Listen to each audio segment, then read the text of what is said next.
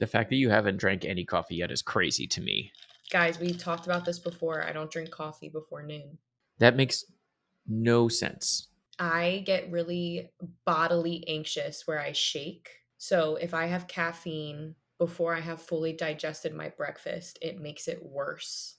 So I Oh. need to digest my breakfast before I can drink my coffee. It's also better for your levels, your hormones, to Mm. drink your coffee a little bit later. And it also has better benefits because you usually start to get tired around the second half of your workday. So this is when I'm getting my energy. Interesting. I drink lemon water in the morning and that gives me energy. And I take my magnesium with my breakfast and that gives me energy. And then Doesn't this magnesium make you tired? depends when you take it What? How does and that work? and your dosage and like what kind of like where you're getting your magnesium from. Like if you take it in the morning with food, depending on your dosage, it will give you a boost of energy. If you take it, I believe it's like middle of the day, it will give you help with your digestion. And then if you take it at night, it'll help you with your sleep. That feels like too many uses for one thing. Well, I don't believe you would use the same magnesium like dosage or or bottle for all of those uses. I only use mine for energy and mine specifically for that. But yeah, Huh. that's my first sip of coffee. Wow, I'm gonna have another one. You should. You should. You've earned it. You're doing a lot of Mm-hmm. stuff. Man, we are exact opposites. I'm like, give me coffee first thing in the morning. I will not eat until like 1 o'clock. That's not good. My mental acuity falls off a cliff after I eat. So if I have coffee plus no food, I'm on it. And I can write like no one's business. I make all my Okay. business decisions before 1 o'clock. Wow. It is all admin and like let me just handle things as they come for the afternoons. But in the mornings, I'm like on it. I mean, I used to do that. I think too, for me, I'm standing and moving around. Like today, like working from home, I think I would be fine to drink a coffee in the morning. Yeah. But like if I were to skip breakfast and drink Mhm. my coffee and then do like four clients by the time it was 1 p.m., they have heard my stomach growl more times than they've heard the rain come out of the iPad. So like Yeah. It's the it's professional risk that you have. Really, the burdens of an esthetician. My stomach growls too loud. Now, the question is, how do we get more people in to wake them up with your tummy growl, right? That's going to be my segue for today into yeah. what we're going to be talking about with you, your biz, the whole thing. What I wanted to kind of first get kind of right out of the bat, we've gone through where you are and how you've gotten here at the very least. And a little bit into where you want to go and what you want to do with it and all that good stuff. But how are you getting new clients right now? Right now, currently, I am preparing for busy season. Hmm. And so during the summer, there's typically a dip in clientele. I would say for the first time in the 2 years I've been in business, this summer wasn't what I expected. I thought there was going to be like a bigger dip of like Hmm. people canceling and rescheduling or not rebooking during the summer because of traveling. I think because I was doing some traveling this summer that it actually evened out perfectly so that when I was in the spa, I was still maintaining clients and vice versa. When looking into busy season right now, what I'm doing is I'm looking at my clients that I know are going to be booking a lot of more intense treatments now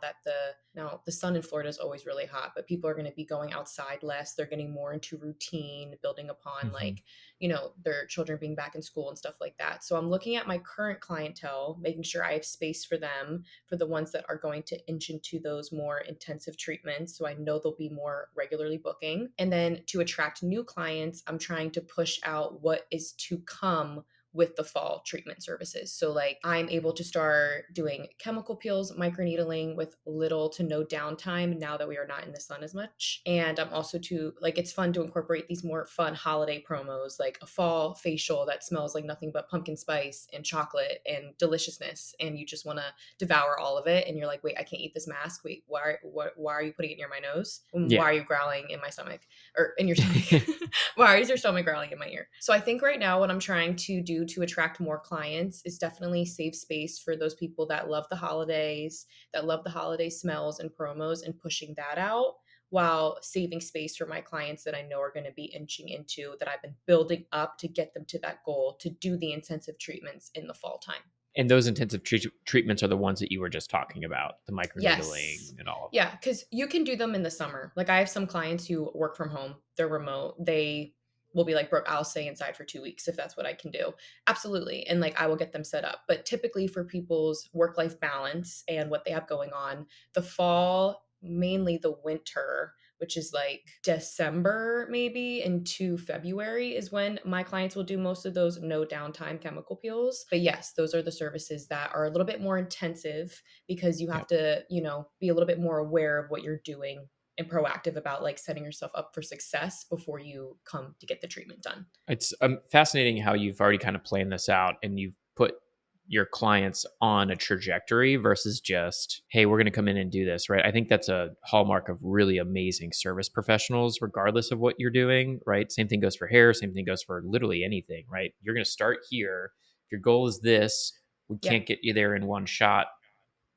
There are rules and physics that exist for us to do that. Yes. And there's your health to take into account.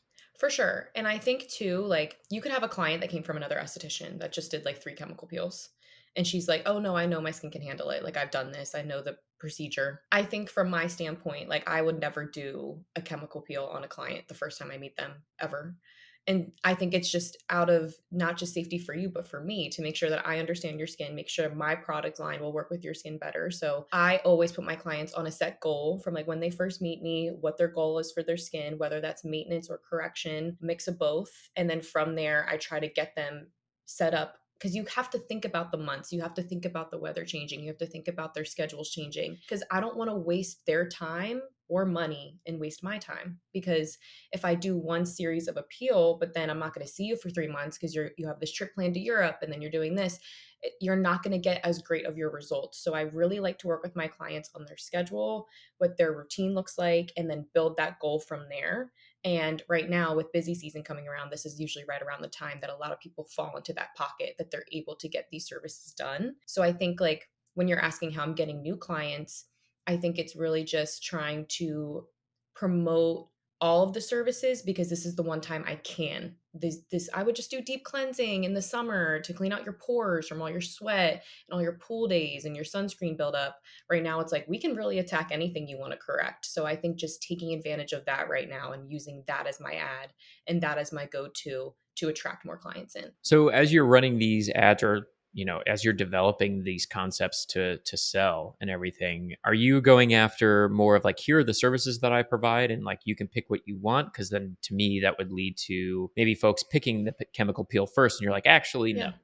right? Yeah. Like thanks but no thanks, we're actually going to start you here. Or do you sell based on results of like, hey, if you want this or this, come find me, we'll do a plan, like come in for a consultation. Like, are you selling the consultation, are you selling a service? Like Yeah. what's the entry point for you right now? Yes. So I think with more intensive services, I am selling consultations with the photo involved of a before and after. But I'm not pitching, come book your chemical peel, come book your consultation to get you set up on the road to a chemical peel. I always do free consultations.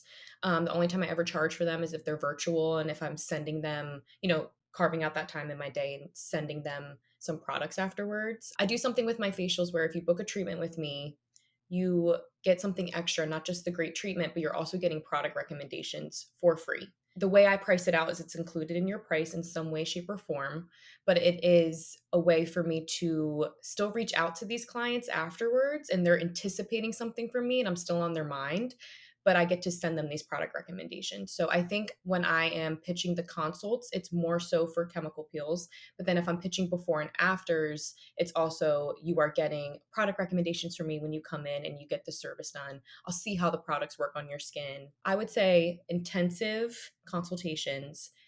A false facial is going to be more like smells and like how pretty the mask looks, because people nowadays will book treatments based off of like what's popular, I think, rather than what they think is genuinely best for their skin. As long as you come into the spa, I will guide you in the right direction. I'm never just going to tell you, yeah, you booked a dermaplane because you saw someone online doing a dermaplane. Your skin's actually not the right fit for that, but I can remove your dead skin cells in another direction that is safer for your skin. So I think playing off of like the visuals and then directing them based off of their skin type. That's so interesting. So when you do these consults, right? Because obviously you have to do some type of consultation, I think, regardless of the service, is what it sounds like, Always unless it's like very a detailed. trending facial type of thing, maybe. Yeah. How often do you have folks that are coming in for a consult that then kind of skip out entirely? Like, thanks for the info, but no thanks. I would say not very often that that happens. I think if somebody's booking a consultation, they're taking that time out of their day. I'm very upfront that like I don't send you recommendations just off of your consult. And that's not because I'm trying to hide anything or gatekeep anything from you. I genuinely want to see how the products work on your skin before I recommend them to you. So I think Yeah. when they come in and they have an honest conversation with me, sometimes I think if they don't come back, it's either related to budget or it just Mhm. wasn't a good fit. And I believe that you need to find an esthetician that you enjoy not only the results you're getting, but the vibe of the treatments, how close it is to you. But I would say I have a pretty good return rate of people that book consultations. I think I get them excited enough about their goals. I try to use science more than anything. I try to show Vibes. them diagram. Yeah, like more like, let me just show you exactly what I could do. Let me show you my product knowledge, my ingredient knowledge, and that Yeah. usually wins them over, you know, versus like the glitz and glam of it all. Yeah. No, that's really interesting. And then what about no show rates? Do people just like not show up for the free consult, or is it usually the free consult is part of something that they booked that's bigger than that? So all my treatments come with a consultation. So if you know you want a facial and you don't want to just drive all that way just for a consultation, I do like FaceTime ones as well. I would say Got it. like when it comes to no shows for just consultations, I don't know if I've ever had any. But when it Wow. comes to maybe the virtual ones, yes. I think with the consultation, I get them more so booked with a facial. Like I will notice my clients, it's funny to me actually, and like I have it all over my website, but it's like it's still funny to me when clients do this. They'll like book a signature facial and then they'll book a consultation with it. And I'm like, babe, it says on there multiple times. I have 15 minutes carved out for every facial to do a consultation with you. So now you're on my book for an hour and a half and we don't need that. But there Yep. are definitely no shows with just regular facials. Like I experience that like every so often. And it's not the best feeling because you have to enforce policy. And if you're a people pleaser like myself, it's definitely like an angel devil on your shoulder situation. Yeah, I just find it interesting because again, like coming after or coming from a place of like running a different style business, right? No shows happen all the time on like the consult or the discovery call or like the initial meeting stuff. Obviously, you're doing this in person, so there's a little bit more of a social contract I think that exists because Yeah. they're coming in for a service. It's not just let me meet you and check it out kind of a thing. They're like, Yeah. I've already decided that I'm committing to this service. I'm Mhm. getting a consultation out of it to make sure that it's right for me. I think that makes a lot of sense. Where I was expecting more out of not more, what I was expecting a different answer from you was on like the bigger end, the bigger ticket item stuff where you have to do a consult first and it's more of that long-term solution focus.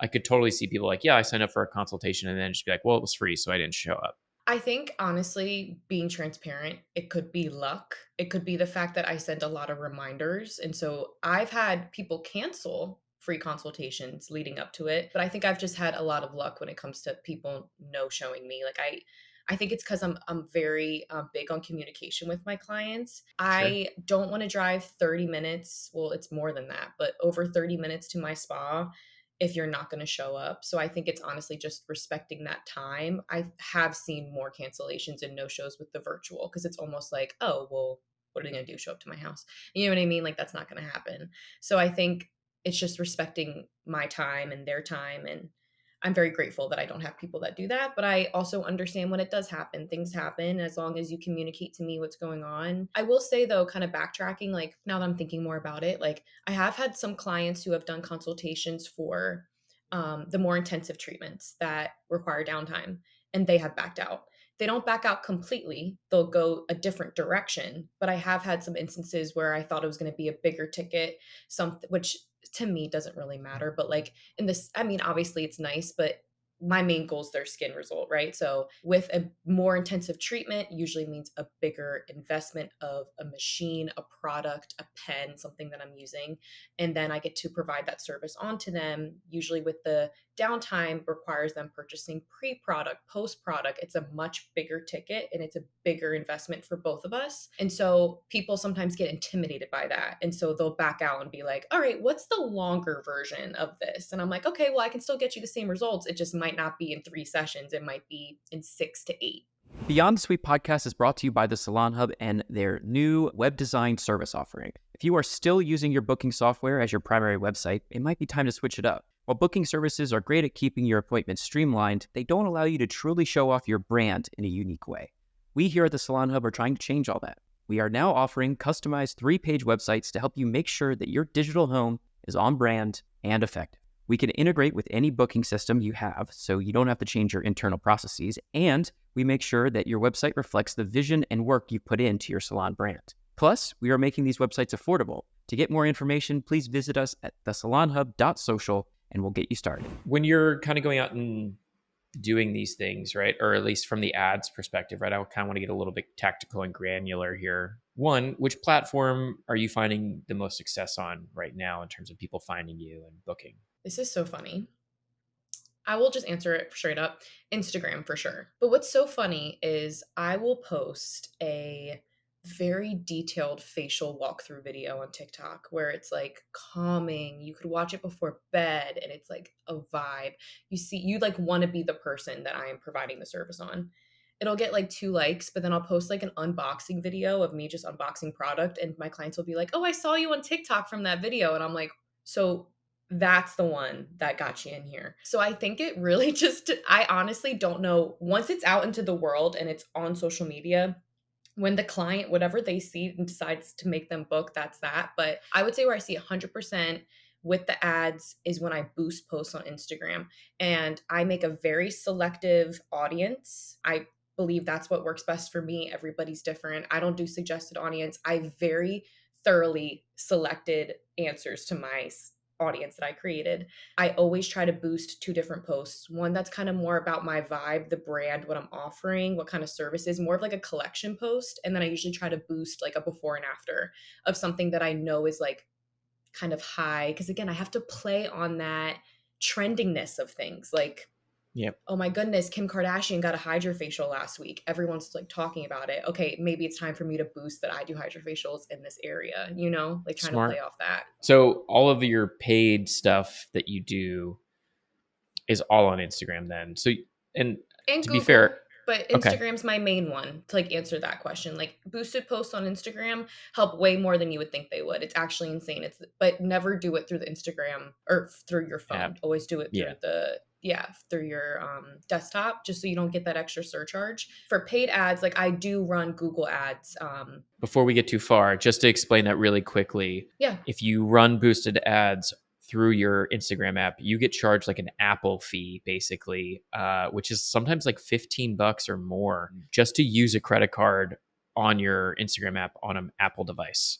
So go to your desktop, log in to the Instagram app on desktop and run your ads from there. It will save you money. Sorry, continue on to your Google thing because I just want to make sure thank you for saying that because it's spelled it out. A lot of people don't know enough about that.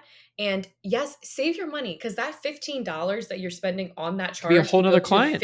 Exactly. And it could also go to $15 more a day for that ad to run. Yes. And it's not like you want to pinch pennies, but also you kind of do. I feel like in this industry, you don't realize how much money you're putting out and you see the money coming in and you're like, oh, this is beautiful. I had this many clients this week. But then you're like, wait, I also bought $100 worth of stuff at Walmart just to clean the spa that I ran out of. And then I had to buy reproduct purchases. So it's like, you want to be very intentional with your spending. Even if it's saving $10, you want to save it. Totally agree. And also, why waste the money when it's just simply going on your laptop versus your phone, right? Like, don't be obviously lazy.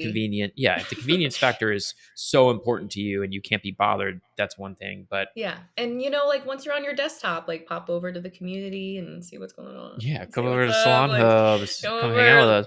hang out on office hours. I mean, you could do that on your phone too, but it's a little bit easier to navigate on the desktop. It's easy on both, but while you're It is there, easy it's on both. fine. It's easy. Just It's while you're on whatever. there, Just a new tab. What's another just tab? What's another saying, just tab? saying. What's another tab? So where I'm the next part that I'm curious about is where you're landing people, right? Like how are they getting to you and giving you their info so that they can actually book, right? Yeah, so Instagram, like I mentioned earlier, is a little bit more casual. So when I boost a post, depending on what it is, if it's one that's more collection, these are my services I'm offering, this is what my spa looks like, I will do more of like a learn more button. And that will bring them to either my website, and I have done before like message me and it brings them to my DMs. Some people don't like that. Some people are like, I want you to only reach me through this. I have two different Instagrams for a reason. I honestly love a DM. Like if you are interested in my products or my services and you can send me one of my posts and ask me a question based off of that post, to me, I Yeah. love that. So I would say when it is a post that's based off of like collection, my vibe, and where they might have more questions about what service is good for them, I do like a learn more that directs them to messaging me. But when it comes Okay. to a direct service of like a before and after, and I'm trying to get them to book that service, I have them go to book now and it brings them to where they can book it. And then I try to add a lot of communication and guidance when it comes to my booking page. Like it's not just going to be like diamond hydrofacial, this price, and then say like extracts your skin. Like it's going to say like includes consultation. This does X, Y, and Z, why it's good for your skin. So that if they want to read that bleed, they're welcome to. Or some people don't and they come see me and they're like, what is this going to do for my skin? And that's what I'm there for. I'll tell you Yeah. exactly that. That's smart. And then the Google side, I'm assuming that just goes straight to your homepage. Yeah, I either bring them to like my Google business page or I bring them to like the website. And then I have like a form on there, which honestly is funny. Like I don't know if you struggle with this, and I'm sure you do, but like I'll get like people who are like marketers or people that are like other business owners that'll fill out my Squarespace form like for Hmm. facials, and they'll be like, "Hey, Hmm. Brooke, I can help you with your marketing," and I'm like, "Girl, I thought you needed a facial. It You happens just all the filled out," time. like it's just so funny because I'm like, I feel like I get more of those than I do like actual people, and I get more DMs than anything. But I think there's multiple different options for people if you prefer one thing over the other. And I'm very flexible. As long as I can hear from you, that's all I need. It makes sense. I mean, so you're using a service to book, right? That actually kind of folds right into Squarespace because they're owned by the same entity. So are they Yeah. booking a time and also filling out the form all in one shot before they hit book? Like how many steps are you making them kind of take before they show up? I don't, when you're saying form, do you mean like consultation form or do you just mean like, I'm talking about like before they hit the button and they show up on your list of people that want your service. Like what are they going through and doing? Are they picking a service? Are they booking a time and a date for that service? Are they then going through a form beforehand? Like what does that look like? so I'll tell you exactly how I do it now and how I do want to change it in the future a little bit, I think. So, how I have it now is I have a description of all my services on my Instagram and on my website so that you're able to read them in depth if you want more information to decide which one is best for you. I do offer a customized treatment that is the longest appointment time. If you book that, I always say we can still maintain a customized appointment. All of my appointments are customized, but that one specifically means I can grab anything I want, no additional add on costs. But what you can also do with that treatment is you can flip it and add, since it's the longest appointment time, I can do anything else in that time period as well. So, what they'll do is if they go and they're messaging me and they're like, oh, I want this facial, blah, blah, I'll have them book it on their own. So, they'll go onto my book now page, select the facial that they want, date and time. I have a card on file that I have you input, but I don't do deposits. Got it. I'm interested in that world, but I haven't done it. I do think it definitely helps with client retention and making sure they actually show up. I don't really struggle too much with people wasting my time in that regard. I feel like my clients do a really good job of letting me know ahead of time if they need to cancel to the point where I don't need to charge them for that. But I do keep a card on file. If for a no show, I charge 50%. And Hmm. I have like a policy that like if they reschedule within a certain amount of time, I charge a percentage, which I'm not always the best at enforcing, but it's fine. It's good to So have it and not use it than need it and not have it. That's what I would yes, say. and again, I'm very, very blessed and lucky that I have great clientele and great people that I keep around me and clients that I keep on my books that are respectful of my time and their own time. Going along on that line still, I have the card on file. They input their card. That's all I ask for. You're not paying for anything, no nothing. It just secures your spot. I don't have any forms. You select yes to my policy. There is a link on there to open my policy, which is just again agreeing to the terms of if you no show me, I will charge you this much. If you do this much. And then I list my insurance there as well, just so they know who I'm covered by if anything were to ever happen. Yep. So once they come in, I do consultations with them when they come in. I am interested in doing a consultation sheet while they're booking, but I've heard mixed reviews. I think some clients, I don't know, I feel like if it's a really long process for them to book, I think it kind of turns them off. I Totally also agree. am somebody that really loves that client communication. Like for me, like I really think that's what sells them is like that 10 minutes I have with them in the beginning and like I make it nice and warm and cozy and they're in a nice comfy chair and I sit with them and I'm like, "Okay, so tell me what's going on. Like let's lay it all out on the table. Like what does your routines look like? How can I help you be the best you and feel the best with your skin?"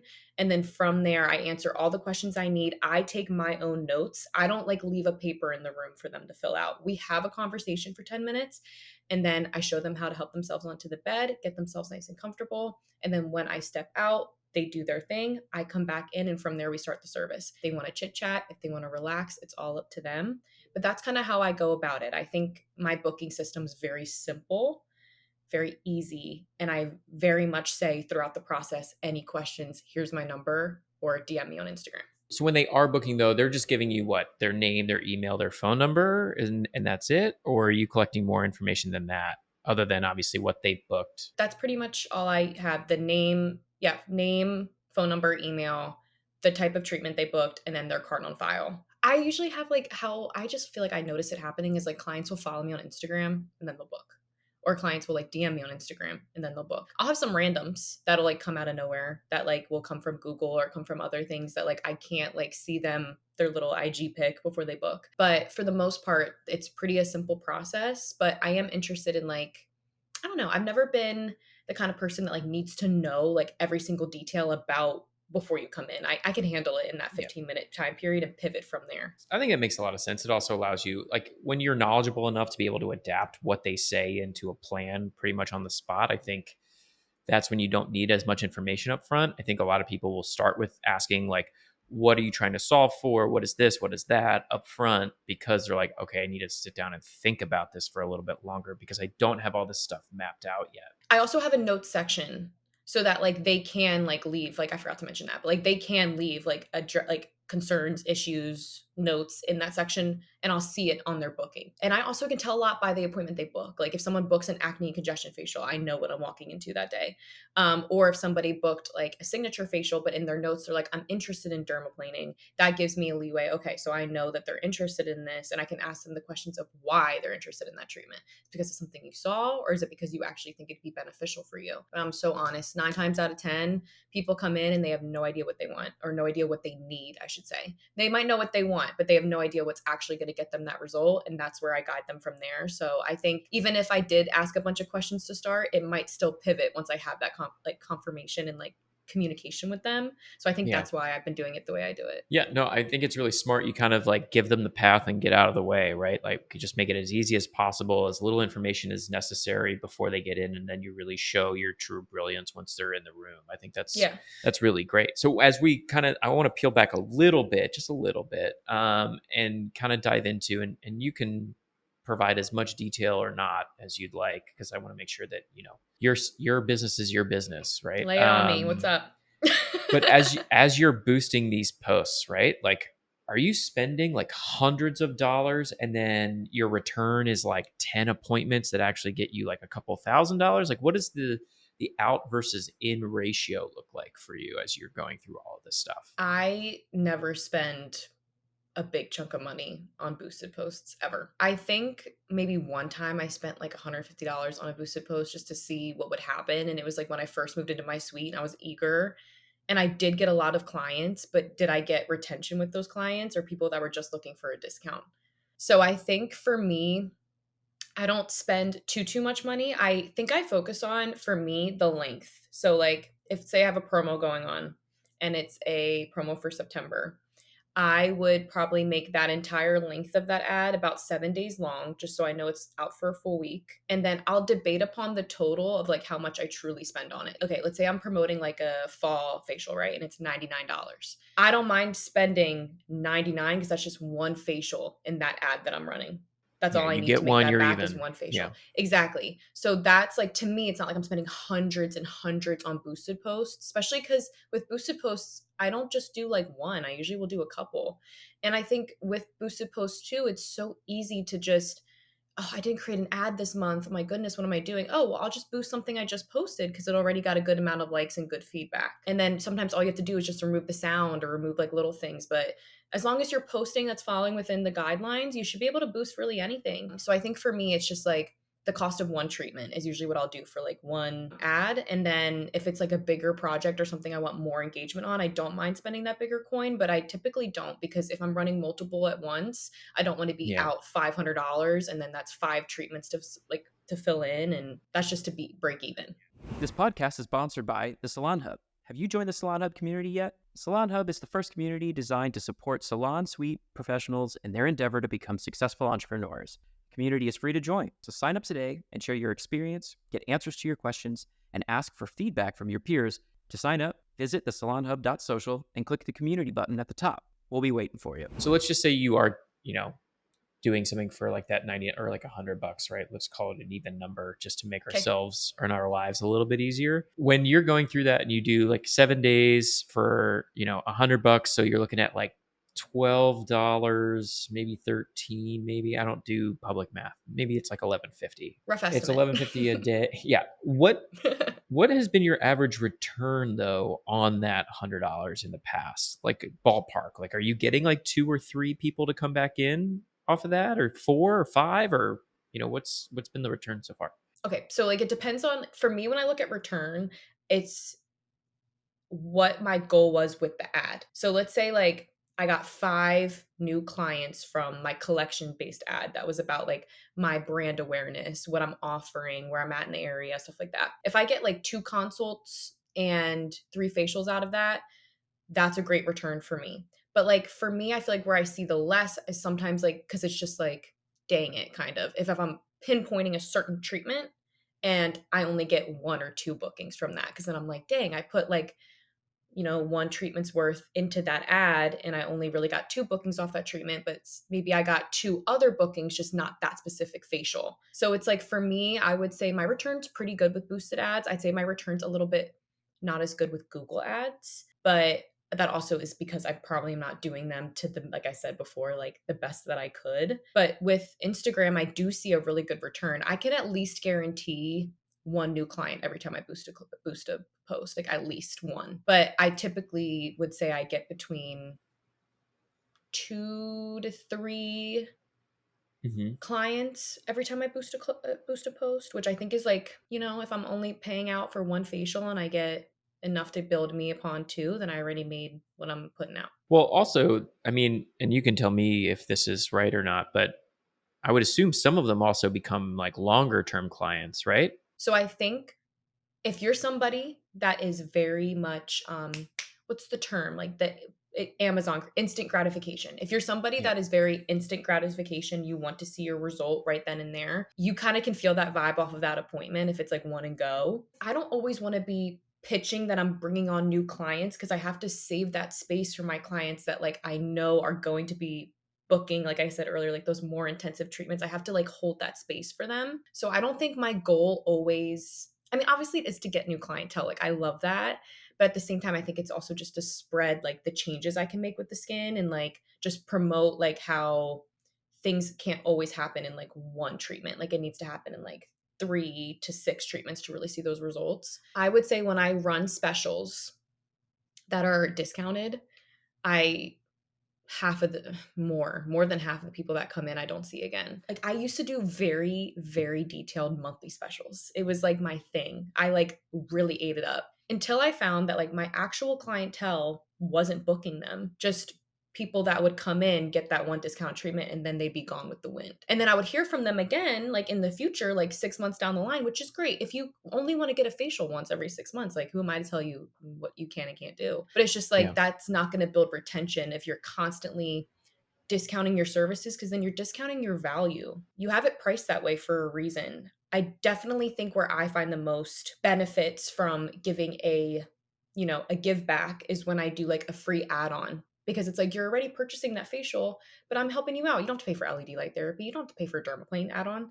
It's like I'm feeding more of that to my actual clients who come and support me than I am to somebody who would just come in just for that one treatment. And it's promoting other services at the same time, right? You're like, oh, you gave it to me, like you gave me that for free last time. I really liked it. I know you're not running that special anymore, so I'm going to add that to this one too because I really liked it last Exactly. time. Like it's your marketing inside of your own. I think the point that I was kind of getting to was, let's just say you're going after like your what you were calling more of like your collection or like your brand awareness type of boosted post, right? The more vibe based stuff. The point that I'm trying to get to essentially is, yeah, you're putting out the value of that one service that you're kind of promoting, but then if people are there and they're coming back for 5 or 6 sessions, technically that one client is valued at, Yeah. let's just say it's $99 and there's 6 of them in the set, right? They're really worth $600 versus Yeah. $100. Yeah. So that like return on investment is actually really big because then you're like 6xing at Yeah. the very minimum if you get one person over that stays. I can't sit here and say I've never like boosted one thing and maybe gotten nobody. I honestly, like, when I look at the analytics, people will come in and see me and I'll be like, "Oh, where'd you come from?" And they're like, I think I saw you on Instagram or maybe it was on Google." And I'm like, "Okay, well, you saw me somewhere, so something's working." But I will say, like, I really don't think people should be sleeping on Instagram boosted posts. And I really think like why I see such a return when it comes to me boosting them is because of my specificness with the audience. Do that. Spend 10 minutes playing with different audiences and like try 2 different ones. I have like one that's literally called the BOB audience. And like that's like my go-to because I know it works. Yeah. I think like when you're a business owner and you're doing a lot of things by yourself and you're purchasing a lot of things by yourself, you almost like don't want an influx of like so many clients, because then where goes that time and energy to actually like the clients you saw last week that you need to make sure you're clearing their skin and seeing their results? I want there to be a balance of like the days I'm in the spa, obviously to be fully booked, that's a dream, but also still have that balance of like packaging orders, making sure I have time for people to come in, making sure I have enough product to last me that good amount of new clientele. Because then I'm not going to know what service they're booking. If they come in, again, maybe I could be better with doing a more in depth consultation form, but let's say they come in and they pivot regardless, then I need to make sure I have this enough amount of product in my back bar. But when it's just you, you're not going to buy like a bunch of back bar because then you're just losing money. I would say there's a good argument for scaling up over time, right? But to me, especially as I'm hearing like you talk in the success of your boosted posts and the total value of your clientele in actuality and thinking about that, really you're supply constrained, not demand constrained is what that tells me. And supply constrained means you only have so much of your time that you can supply to your clients and still provide a great service. Mm-hmm. So I think that's eventually what we're going to talk about. Maybe next time is going to be more of how are you planning to scale? How can you take things off your plate to expand the amount of time that you can spend with your clientele and or find another Brooke eventually, right? Yeah. To do even more. We can talk about that next time. But for now, Brooke, thanks for letting us into your little ad client growth schemes that you got going Yeah. on. It was super fun to learn about. It was a good one. I learned a lot from you on that one, just about how you're operating and what you're thinking about. I think it was really fun. I think a lot of people will find that interesting. Yeah, and I always have room to grow too. So if like anything that I said, Steve, and like when we're watching this back and you're like, "Wait, Brooke, I really think you could implement this," or yeah, just Oh, let me yeah. know, because I think it's really helpful and I really think people should really use their resources, especially social media, to help you grow, because even though it's constantly evolving and it's intimidating, it is a very, very, very helpful tool. Even if it gets you 2 clients, that's more than you had before. So definitely use some of these Totally. tips and tricks of what we talked about today. And thank you, Steve, for giving me an outlet to talk about all things ads and whatever. And more. And more. No, thank you, Brooke. I really appreciate it. It was fun talking to you as always. We'll see you next time. See you then.